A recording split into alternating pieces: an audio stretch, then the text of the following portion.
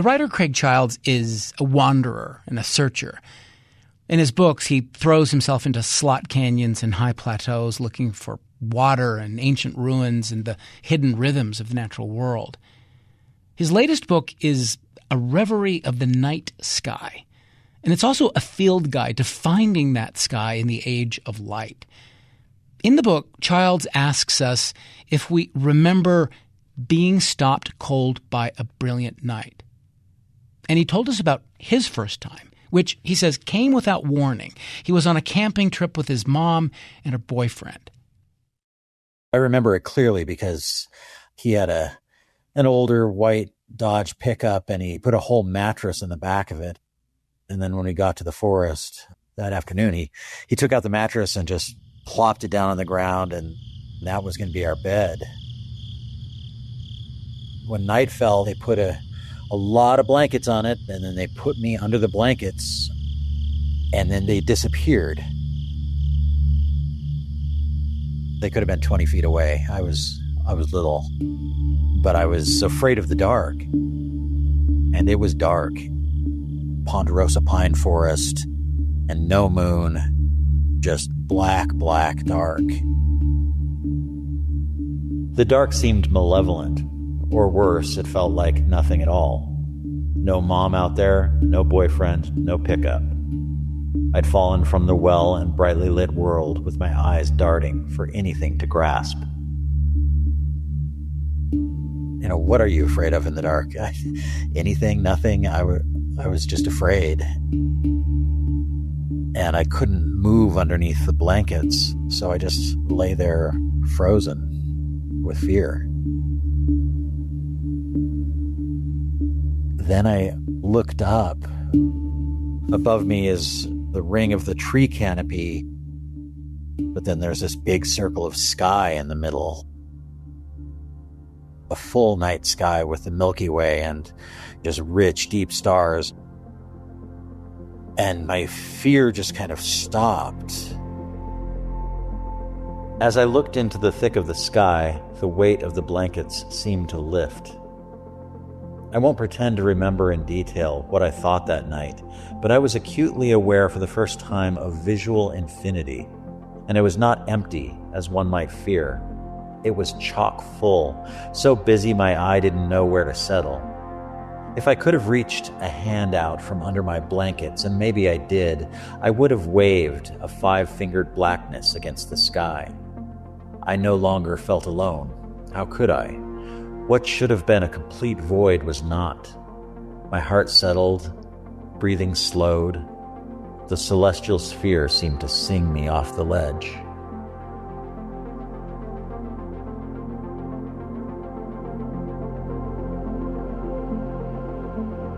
Maybe fear of the dark is that you don't know what's out there. And here you know that there's a lot out there and you can see it with your eyes. And, you know, ever since then, the night sky has calmed me in the same way. When I'm panicky, when I can't sleep, I go outside and I look up and I go, okay, that's there. That goes on forever and it is just full of stuff. This is how I came to trust the night sky. It's where I still turn when my heart races in the dark and I have to get up from bed and walk outside bare-shouldered, standing with arms folded across my chest as the color of lilacs rains down on my skin.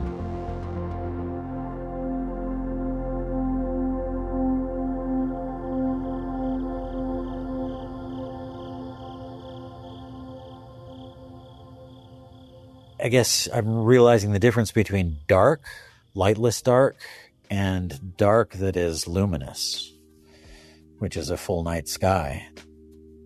You know, and in one, you can't see what's going on. You don't have reference points. And in the other, it is nothing but reference points. You know, it's stars that are going to be there season by season, year by year, for the rest of your life, for the rest of the life of your civilization. Whereas I think that malevolent sense of darkness is the confusion, is the, I don't know where I am. I don't know where things are. There could be anything out there. But seeing the night sky, you're seeing everything that's out there. It's all presenting itself. There's nothing hidden.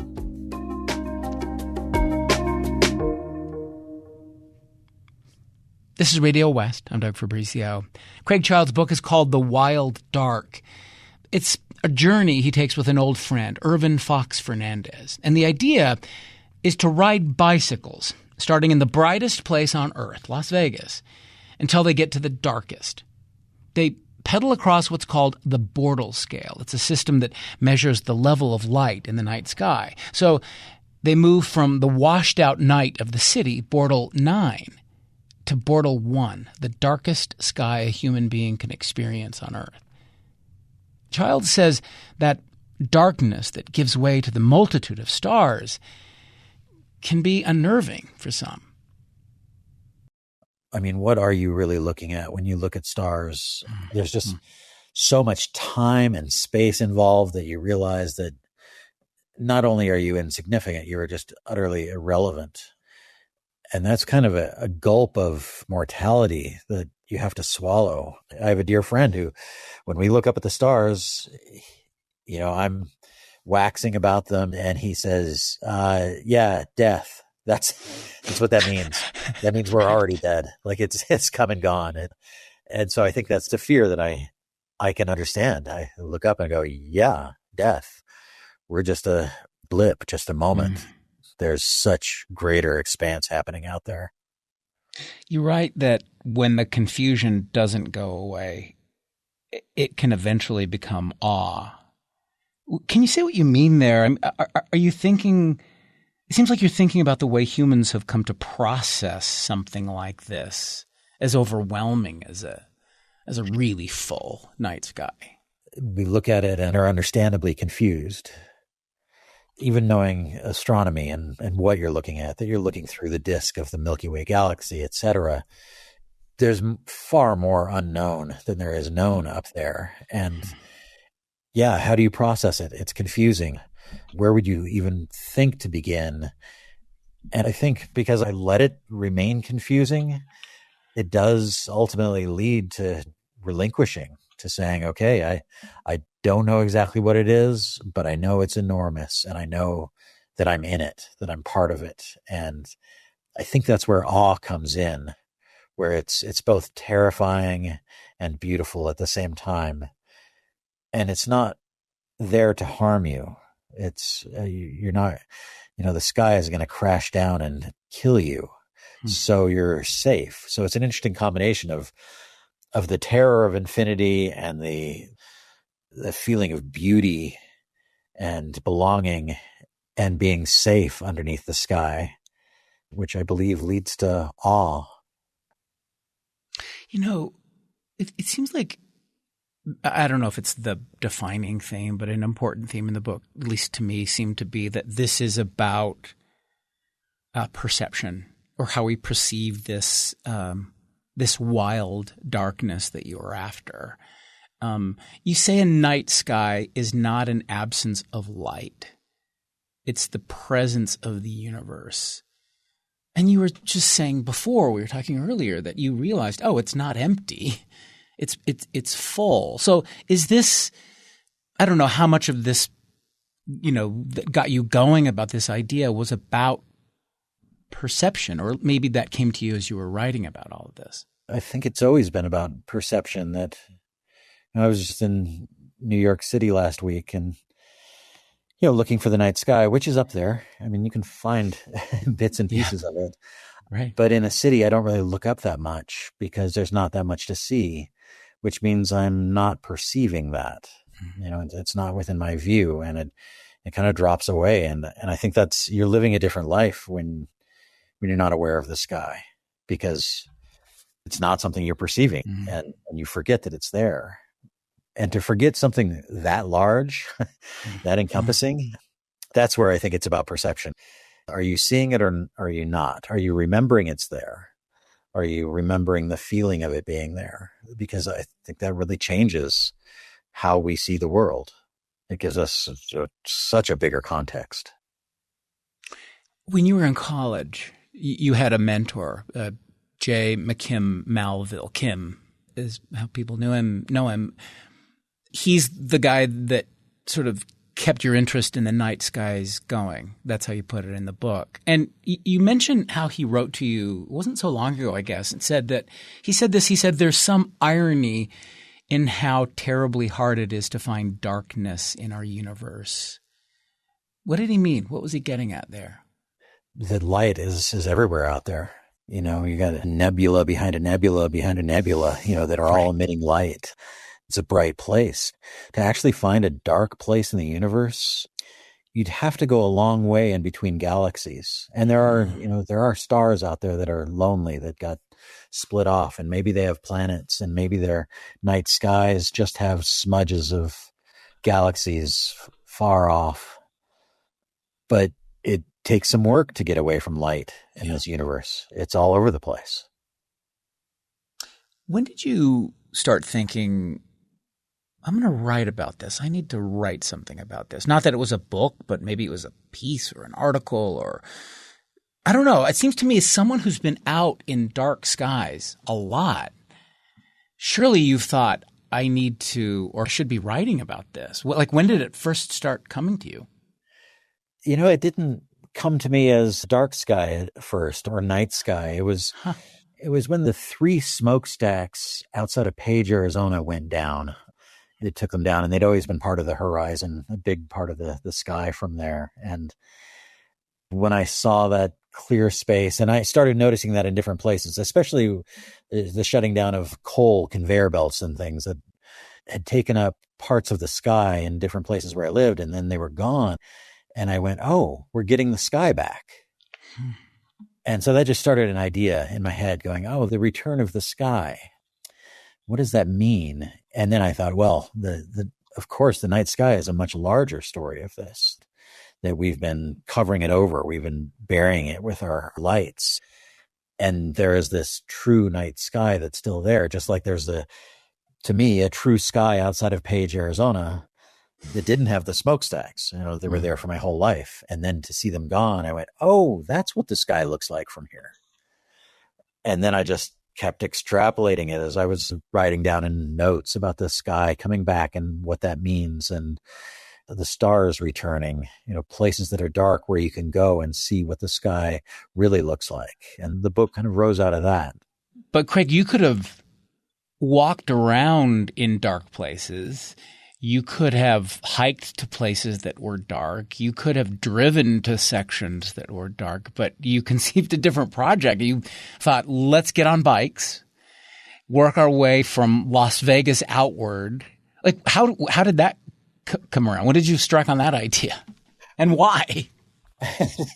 Well, I knew I wanted to move from one end of the spectrum to the other to see what it was like, to actually let my eye adjust. And I didn't, when I proposed the book to Torrey House Press, I wasn't really sure where, you know, I just knew it was going to be light and dark. But then Las Vegas is a hard one to avoid at that point. You realize that, oh, that's the brightest, and then there right next to it is the darkest. Yeah. And to walk there, I don't think I would really recognize the change night by night.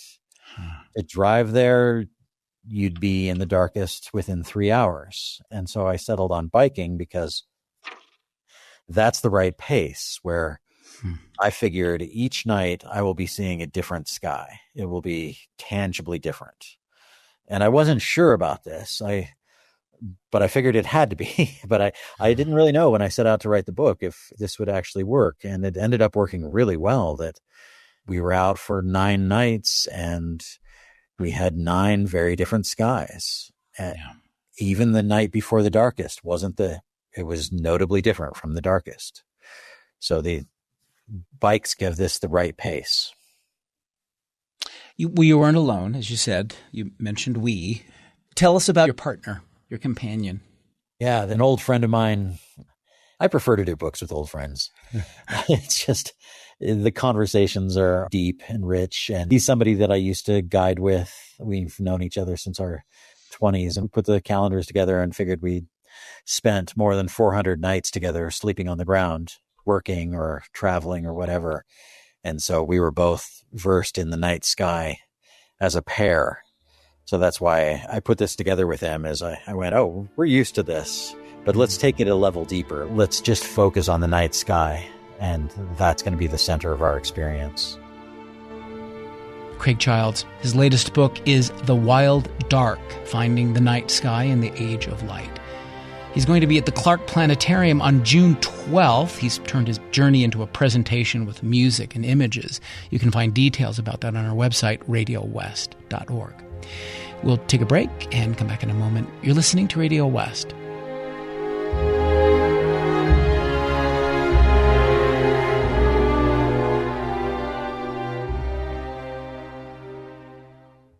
This is Radio West. I'm Doug Fabrizio. Today in the program, we have with us the writer and adventurer Craig Childs.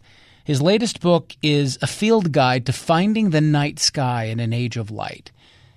Childs says the last islands of places where light doesn't intrude on these bands of constellations or the Milky Way are shrinking by this surge in illumination over the last few decades. So he and a friend get on their bikes and go looking for old-growth darkness. He wants to know what it does to us not to see the night sky. The book is called The Wild Dark. What's a bortle? A bortle. I love the word bortle. I do too.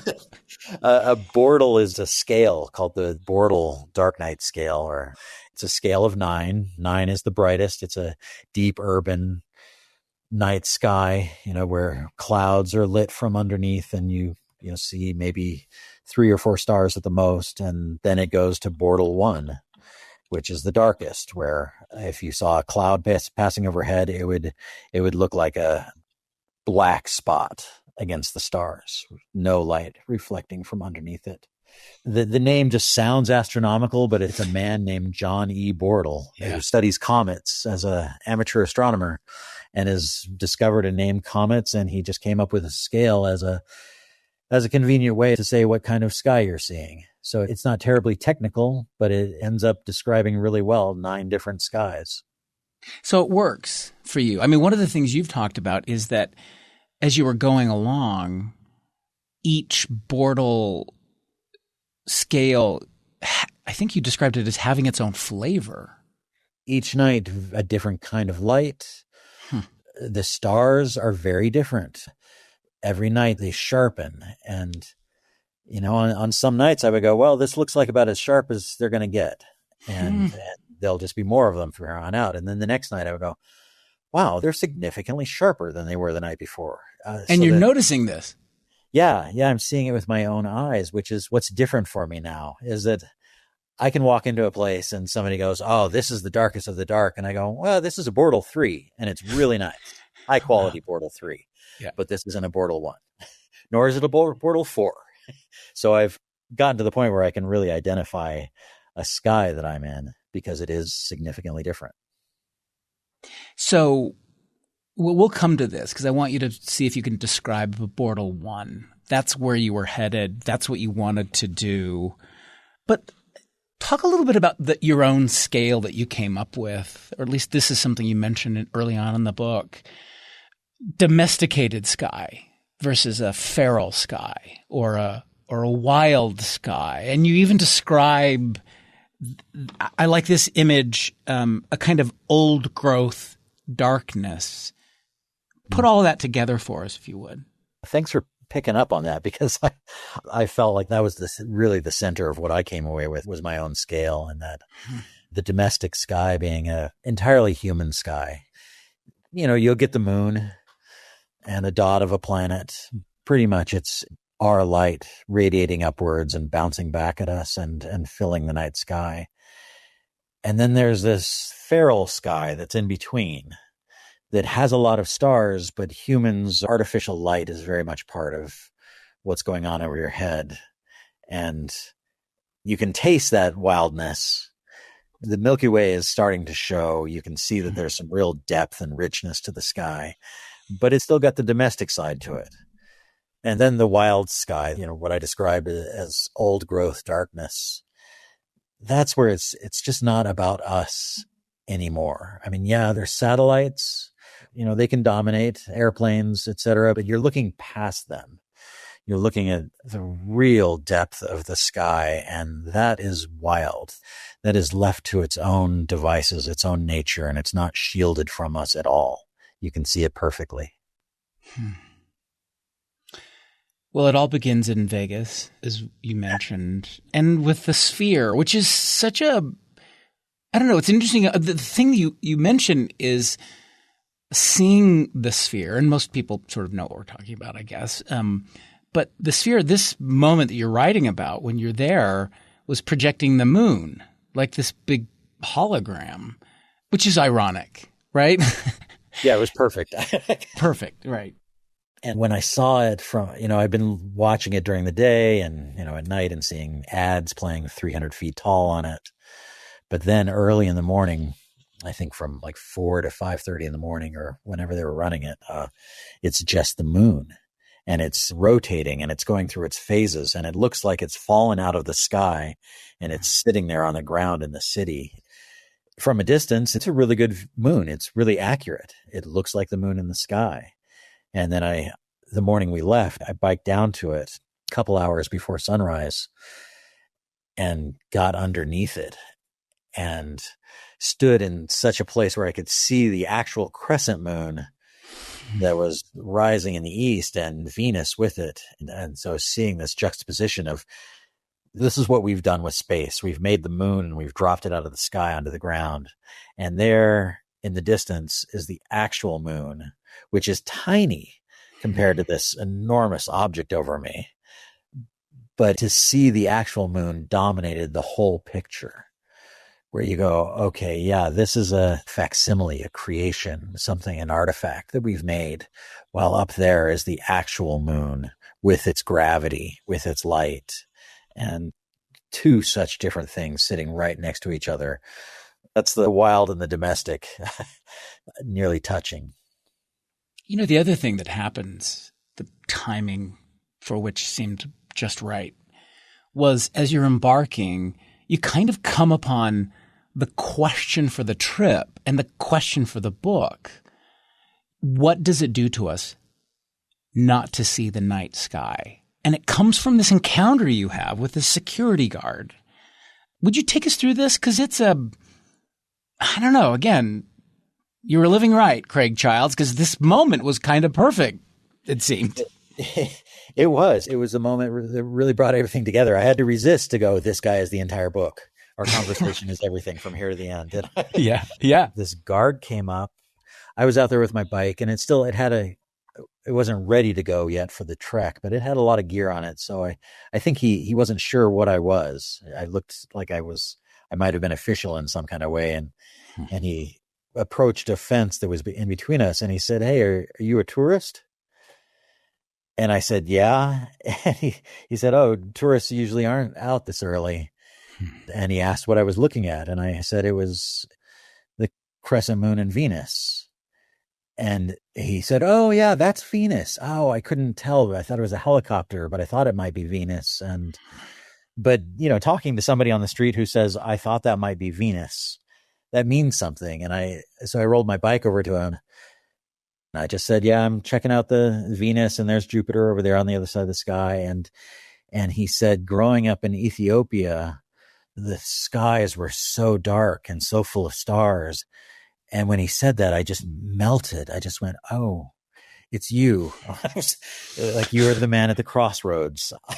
I'm in the right spot. And we talked for the next hour or so through this fence, mostly him talking about civilization and what we've lost and how we've lost the night sky. And he did ask the question that kind of drove this book, which was, what does it do to us not to see the night sky? And it was just this beautiful conversation. And I was fortunate to have recorded it. And then at the end, we reached through this fence and grabbed each other's hands and just said, "So good to meet you and spend a moment with you." And it was just this beautiful moment. When I got back to the hotel, Irvin was still in bed. And I came in and he said, "Hey, how are you doing?" I said, "Good." And he knows me well enough that he went, "What happened?" Something happened. I said, yeah, I met somebody who started this book. And now it's time to get on our bikes and go. This man tells you something that it seems like you're conflicted about. He had a kind of pessimistic view. Said that nothing positive had come from Western civilization, that we've become a cancer to this planet, humanity, we've metastasized. And then you write in the book that you agreed with him, but not entirely. Will you talk a little bit about that? Because it seems like on one hand you're like, yeah, of course. It's hard to find an actual night sky. But then there's the part of you that, I don't know, maybe is more hopeful than that? I don't know. How are you feeling there? It depends on the day, really. Yeah. I guess I could entirely see what he was saying, and I could agree with it, like I said, to a point. That, yeah, a lot of destruction has come from us, but we see the sky. Like we look up, we have a relationship with it, and we aren't just destroying everything. And in fact, I'm very much against that argument that we are just destructive, because I look around and go, well, if we were just destructive, this would all be over. Mm-hmm. We would have taken all of the night sky. But there's another part of us that's working the other direction. And maybe that's creative. Maybe it's the creator part of us, that we are preserving land and species, and we're fighting and working toward mitigating our impacts.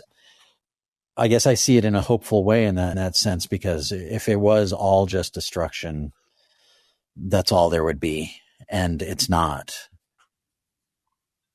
One of the things you write about in the book is the interplay between light and dark, and how we need both of these, not just it's a biological inclination that we have, that, as you say, the sky is a critical part of a life cycle in our biology, our circadian rhythm.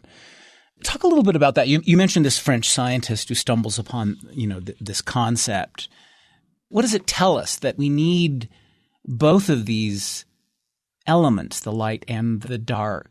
Yeah, and this concept was that a plant that has leaves that unfurl in the daytime and close up at night, that when you take it inside and you restrict it from all daylight, it keeps up the same 24-hour cycle of opening its leaves and closing them. And that turns out to be a deeply important part of our biology, of every living thing, that, from the first cells that existed on a planet that didn't have much of an atmosphere, the sun was deadly. And the time for doing cellular repair and reproduction was at night, when you're away from all the radiation. And so every living thing on the earth ended up with a circadian clock inside the body that would have night routines and day routines. You have to have both. And then when I look at our lives now, how much dark do we really get? We get the dark when we're asleep, if we're lucky. And the rest of our lives are very well lit. We've managed through technology to take our daylight hours and extend them until whenever we want.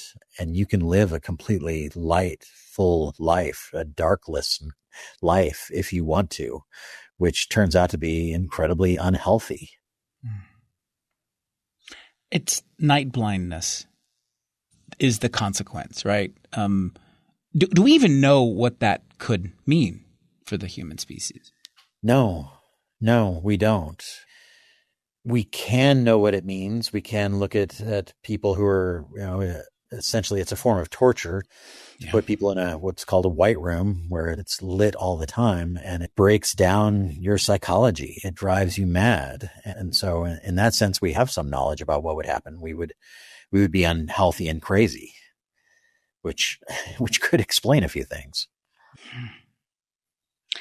I found it curious that I didn't expect to be in New York as much as we were in the book. New York City, it seems like you learned a lot about the night sky, not just in the desert, but in New York City. Tell us about the night sky, what you learned from New York and the intrusion of light. What I'm getting at is a particular moment when you go to the World Trade Center in 1998. Yeah, when I first went up there, that was on the top of World Trade Center towers, the bar that was up there. I'd never been up in such a tall building, and I'd rarely been in such a big city. And so looking out across the city from there was just astonishing. And the windows in that bar went all the way to the floor, so there was no visual barrier. So when you walked up to the window, it was just you and 1,000 feet down to Manhattan. And it was just this intricately, heavily lit place. Beautiful, beautiful to look across. But then when I saw it again, I went back to about the same height a year ago. I didn't take pictures at the time, so I couldn't do a one-to-one comparison, but I recognized the light was very different, that in 1998, it was a softer light, more oranges and reds. And in 2024, it was a much sharper, colder light. It was cold. It was blues, whites, kind of a shrill light, which is more the LED, which, technology is changing on LED. I think it's going to look very different in 10 years. But, the cheap, fast lights that are going up everywhere are bright and hot. And I was looking at a different Manhattan than I had seen in 1998. One that was harder to look at. Beautiful still. I mean, it's a work of art to look across a city at night. But it kind of burns your eyes. Yeah. And you mentioned this Air Force study. Air Force satellites detected this increase in artificial light worldwide between, I think it was like 1992 and 2013. This increase had spiked in some places like 400%. And a lot of this was because of these LED lights, I guess the harsher lights. Is that what's going on? Yeah. The idea was, as I understand it, that introduction of LED meant a lot less energy use.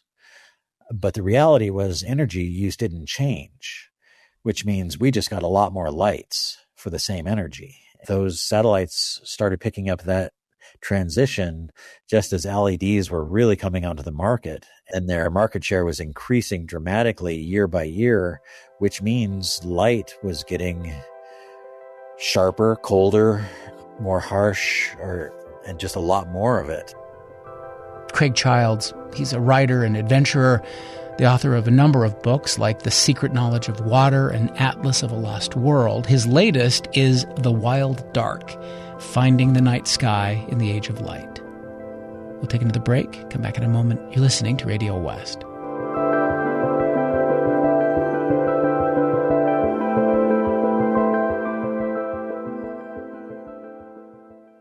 This is Radio West. I'm Doug Fabrizio. Back now to our conversation with the writer Craig Childs. We're talking about his new book, The Wild Dark. Let's talk about Jim Enote, one of my favorite people, one of yours as well. For those who don't know, he's been on our program before, and you and I have talked about him before. He's a Zuni farmer and scholar and scientist, really unique.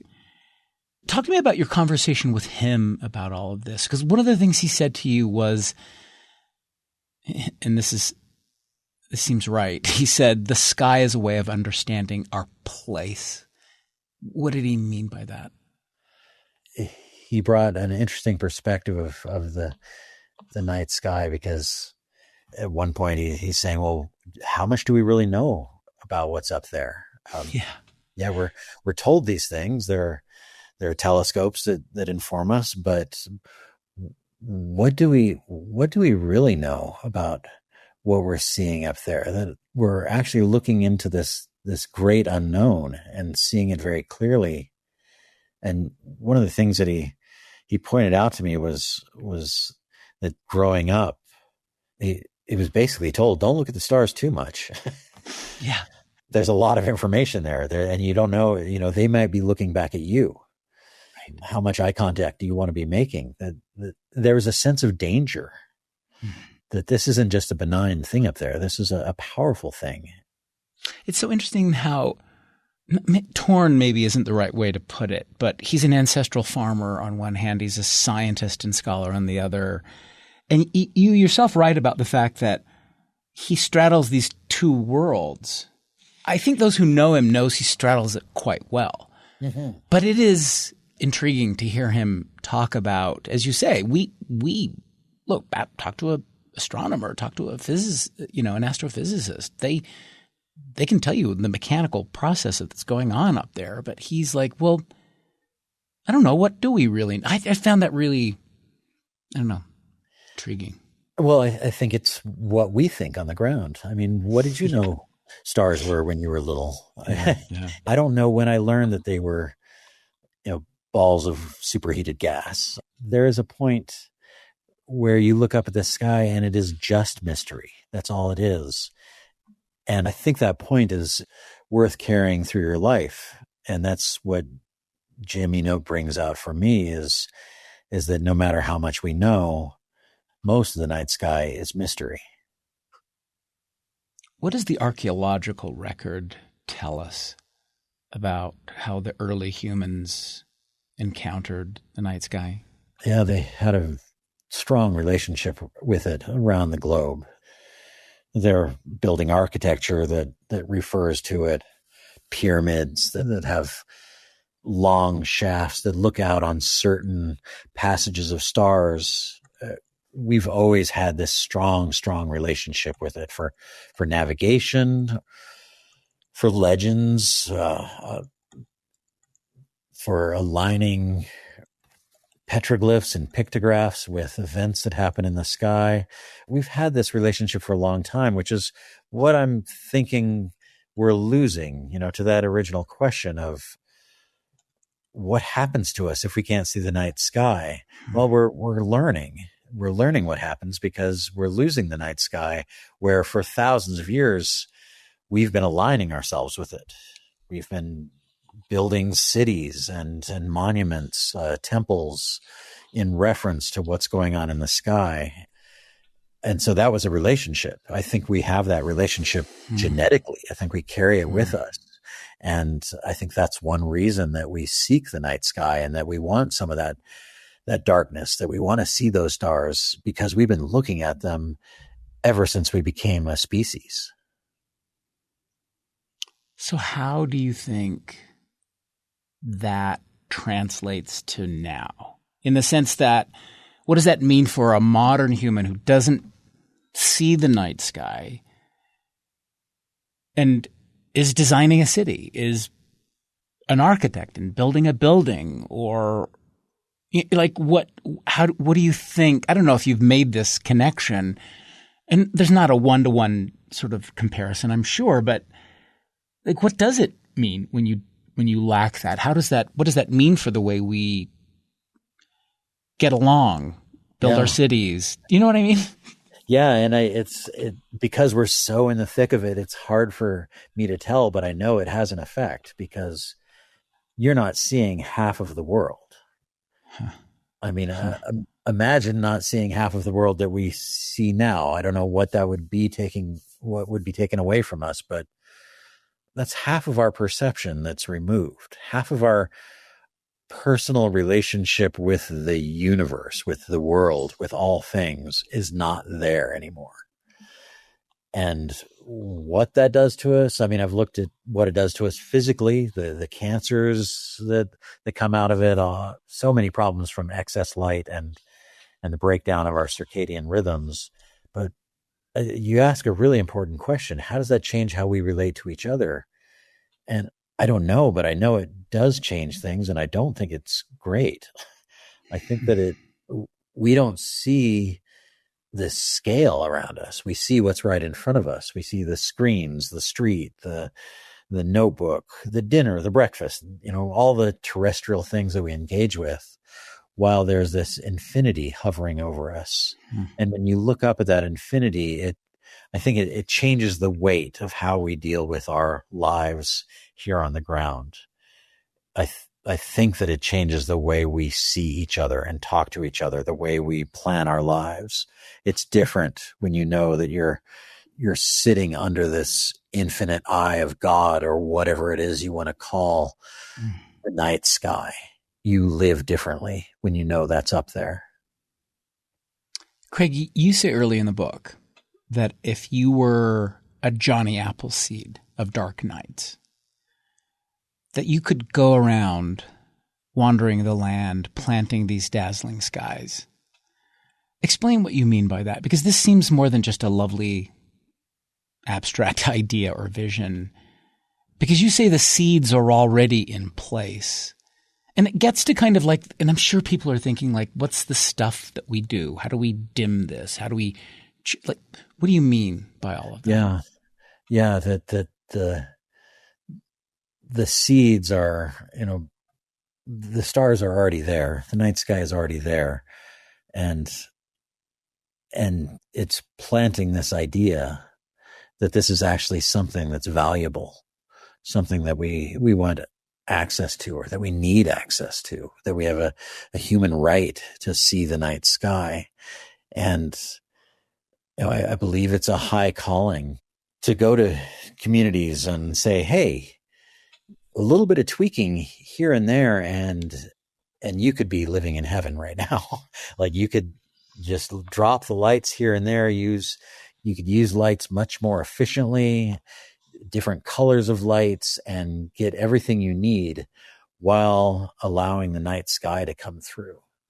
And right now, when I look at the light map of our continent, out here in the West, you see these dark islands that are remaining, and you look in the East, past the very clear 100th meridian, it's all light.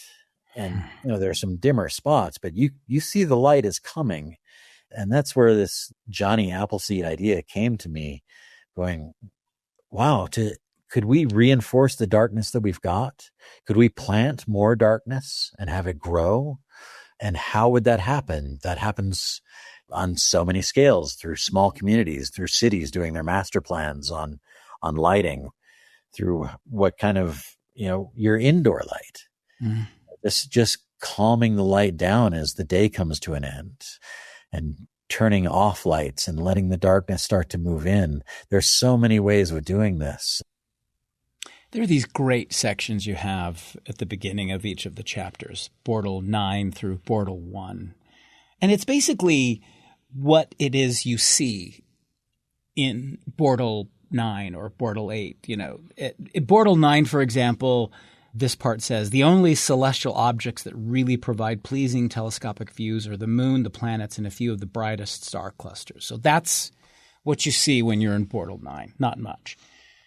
But then I'll move forward to Bortle 1, because that's what I want you to talk about. Like, try to describe for us what it's like to be Bortle 1. Bortle 1, I see it almost like you are the telescope. Wow. That you are now seeing clearly, seeing through the atmosphere. You are seeing what's out there. Constellations seem to have vanished. Orion, a challenge to draw from its glimmering bed, no longer the bold hunter, but a celestial swimmer. The Big Dipper wheels around a triple star system that looks like one, Polaris. Andromeda and the Orion Nebula lie in their beds of fleece. It all got thrown up there just like that, everything in place the way Coyote meant it. It feels like you're in the stars. There are times that I'm walking around in a Bortle 1 feeling like my shoulders are stirring the stars, and they're kind of spinning behind me as I walk. You realize how much depth you're looking at from the shallow perspective of a person on the ground, which makes it all just rain down on you, so that it's not just above you, it's around you, completely surrounded in this sky of what we call dark, but is its own kind of light. The Milky Way is dancing, showing off. It has topography.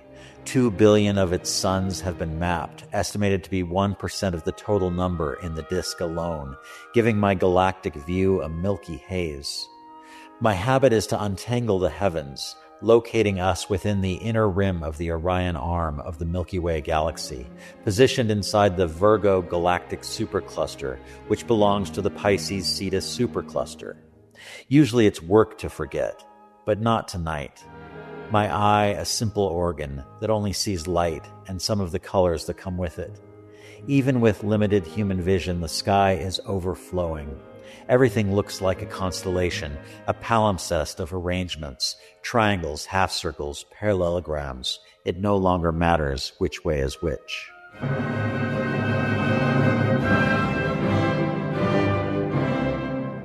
You say if the sky were music, it would be Beethoven. And not any Beethoven, but Beethoven at the height of his madness. Yeah, it's orchestrated. It's orchestrated by gravity, by nebulas exploding out into newborn stars and everything affecting everything else. That's how I imagined it, was just Beethoven just mopped in sweat and conducting wildly. And, as his baton goes out, stars just flash across the sky and stay there. His arm sweeps across the orchestra, and there's the Milky Way. There's just so much going on. The mountains are black, bereft of light, causing the sky to blaze and the Milky Way to wave like a banner. The galactic structure is now well-defined, with stellar concentrations glowing and streamers of gas clouds blocking the light. Galactic archaeologists would look at this ancient swath of light like studying a fossil, peering into its foramina and sockets, understanding how the beast of our galaxy moves and evolves. This is what Jenny Ouyang saw for the first time and cried, not just a scattershot of thousands of stars, but a shimmering bridge spanning from one side of the sky to the other.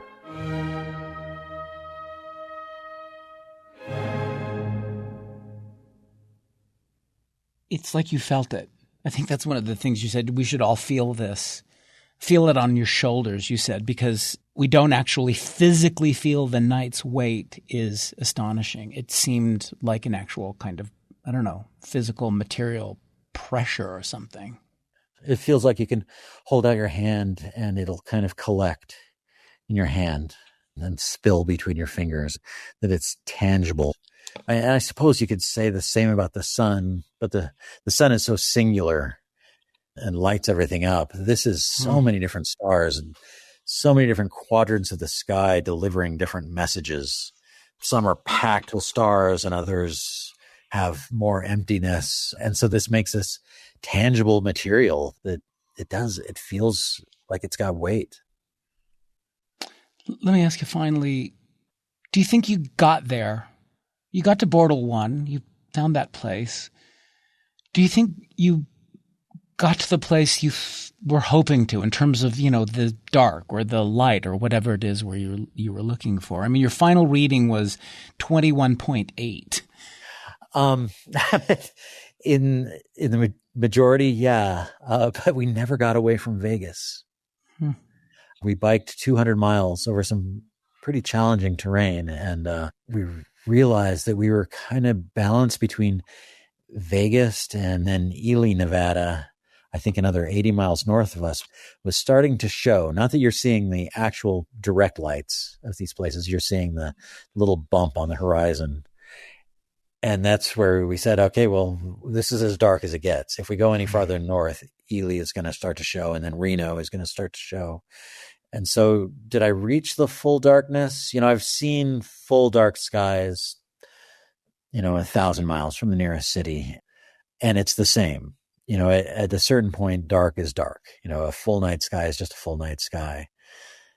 But to know Vegas was still there hanging on added something to it. Where I went, okay, we can't actually get away from this.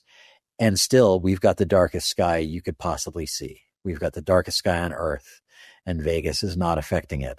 But there it is. Vegas is like a nebula that can barely be detected by the human eye.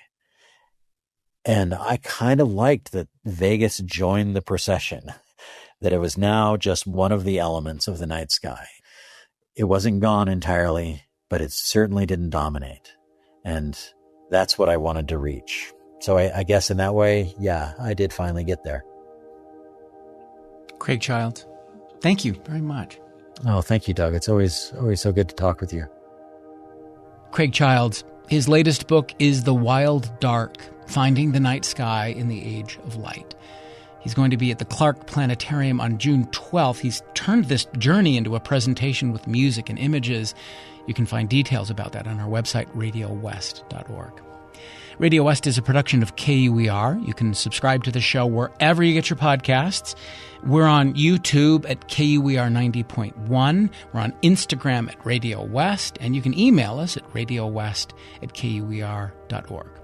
Our intern is Katrina Cano, the program produced by Benjamin Bombard and Tim Slover.